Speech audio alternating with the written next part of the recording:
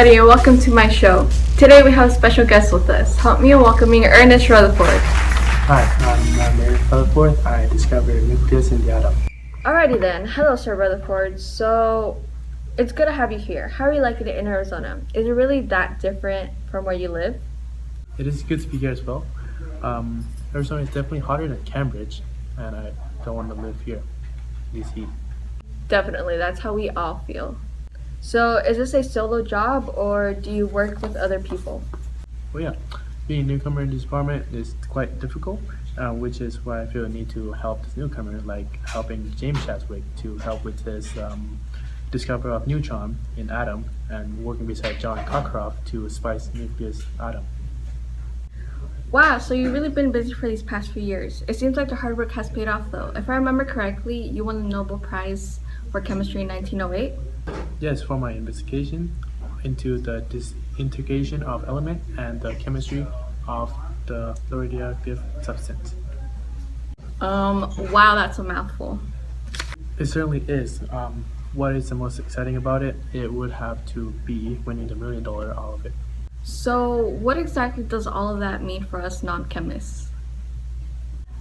So basically, atoms are the building blocks of ordinary matter. They are composed of protons, electrons, and neutrons. I pretty much carry out extensive research and discover that these basic building blocks of ordinary matter have a nucleus. So, Well, basically, I discovered how the atom looked like and come up with my own model, which is planetary model. how exactly did you do that? But doing this, I reinvent J.J. Thomson plum pudding model. I did it by doing the gold foil experiment, but originally I wasn't going to do it to buy a new model or disprove J.J. Thomson model, but it's actually to find evidence to prove his model. Can you elaborate on what the gold foil experiment is? The experiment goes like this. There is gold foil, and there is steam that shoot out alpha particle. Wait. What are alpha particles? So the alpha particle are made up of 2 protons and 2 neutrons, which make it plus 2 positive. So the experiment goes like this. I surrounded golden foil with the receptors and I shoot alpha particle into it, and the expected result was for all of the particle to reflect back to the receptors, but unexpected result was that most of the particle went through and only few of the particle reflect to the receptors. Well, one quick question, last question, I promise. Is there a specific reason why the foil was gold?